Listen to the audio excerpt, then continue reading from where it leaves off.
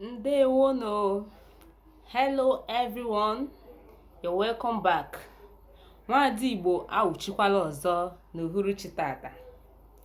N'ụbọchị tata, anyị ga-amụ akụkụ arụ dị iche iche.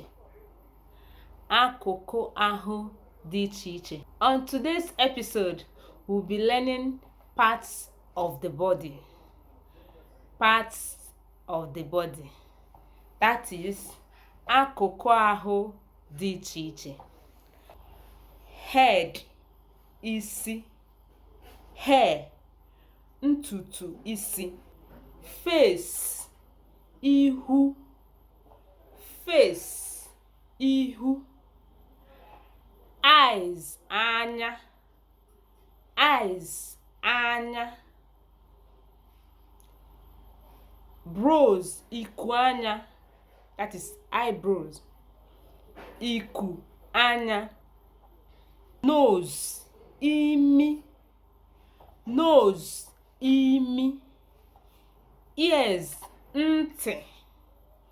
Ears, ntị. Mouth, ọnụ. Mouth, ọnụ.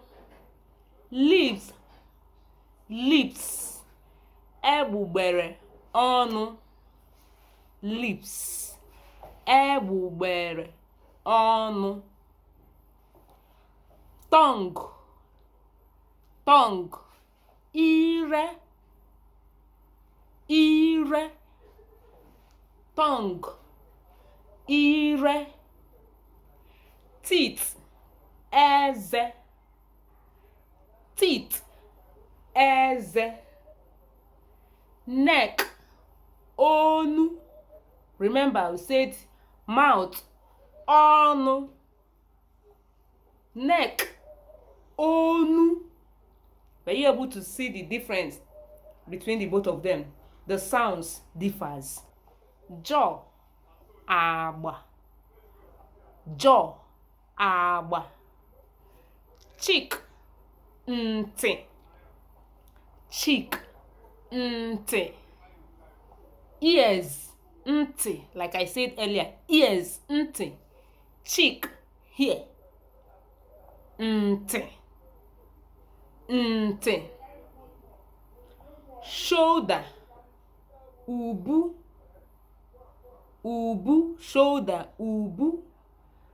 Ọtụtụ mgbe a na-akpọkwa ya oku ubu. You can also call it oku ubu. Chest, obi. Chest, obi. Heart, mkpụrụ obi. Heart, mkpụrụ obi. Breast, ara. Breast, ara. Nipple, ọnụ ara. Nipple, ọnụ ara. Hand, aka. Palm, obe aka. Palm, obe aka. Fingers, mkpịsị aka. Fingers, mkpịsị aka. Nails, nails, mbọ. Nails, mbọ. Back, azụ. Back, azụ. Waist, ukwu. Waist, ukwu. Your navel cavity, otube. Otube. Your stomach, afọ. Stomach, afọ. Bottom, ike. Hairs, the hairs you have on your body. Ntutu ahụ ma ọ bụ ajị ahụ. Ntutu ahụ ma ọ bụ ajị ahụ. Remember, your hair on your head is ntutu isi, whereas these ones on your body are called ntutu ahụ. Your knees ikpere, knees, ikpere, knees, ikpere. Leg, ọkpa, leg, ọkpa. The nails on your leg is called mbọ ọkpa, mbọ ụkwụ, maọbụ mbọ ọkpa. Some people will call it mvọ, mbọ, mvọ. Thumb, isi aka, thumb, isi aka, your thumb, isi aka. Don't forget, binye aka n'akara ịhụnanya, kwụnyere anyị, gbasaa ozi a ma sonyere anyị n'oge ọzọ. Keep staying with us. Like, comment, share, comment on other parts of the body that I couldn't mention, or ask question on other parts of the body you would like to know in Igbo language. Tupu anyị emechie, o nwere otu egwu m ga-agụrụ gị. Nwanyị ga, nwanyị ga, gịnị mere nwanyị ga? Ụkwa dagburu nwanyị ga. Nwanyị ga, nwanyị ga, gịnị mere ụkwa ahụ? Mkpọ gbara ụkwa ahụ. Nwanyị ga, nwanyị ga, gịnị mere mkpọ ahụ? Nwanyị ga, nwanyị ga, akịka tara mkpọ ahụ. Nwanyị ga, nwanyị ga, gịnị mere akịka ahụ?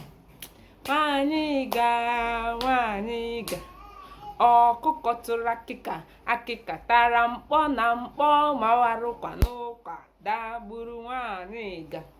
Nwanyị ga, nwanyị ga, gịnị mere ọkụkọ ahụ?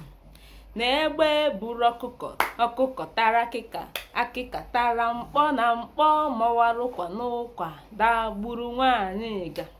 Nwanyị ga, nwanyị ga, gịnị mere egbe ahụ? Nwanyị ga, nwanyị ga, n'egbe gbara egbe, n'egbe buru ọkụkọ, ọkụkọ buru akịka, akịka tara mkpọ na mkpọ mawarụkwa n'ụkwa dagburu nwanyị ga. Nwanyị ga, nwanyị ga, gịnị mere egbe ahụ? Nwanyị ga, nwanyị ga, n'ụzọ kpụrụ egbe, egbe gbara egbe, na egbe buru ọkụkọ, na ọkụkọ tụrụ akịka, na akịka tara mkpọ na mkpọ mawarụkwa n'ụkwa dagburu nwanyị ga.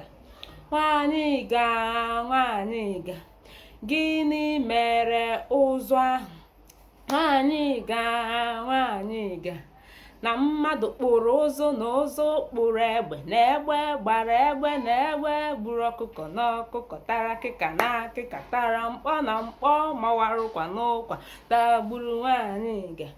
Nwanyị ga, nwanyị ga, gịnị mere mmadụ ahụ? Nwanyị ga, nwanyị ga, na Chukwu kere mmadụ, na mmadụ kpụrụ ụzọ, na ụzọ kpụrụ egbe, na egbe gbara egbe, na egbe buru ọkụkọ, na ọkụkọ tara akịka, akịka tara mkpọ na mkpọ mawarụkwa n'ụkwa dagburu nwanyị ga. Nwanyị ga, nwanyị ga, gịnị mere Chukwu ahụ? I will leave it here. Go to the comment section. Tell me what happened to God. Of course, you know, nothing happened to God. God made us to know him, love him, and serve him. Don't forget, hit the notification bell, subscribe to my YouTube channel, like, comment, and share. Echefukwana, binye aka n'akara ịhụnanya, gbasaa ozi a, ma kwụnyere anyị oge niile. Daalụkwanụ, ka emesịa.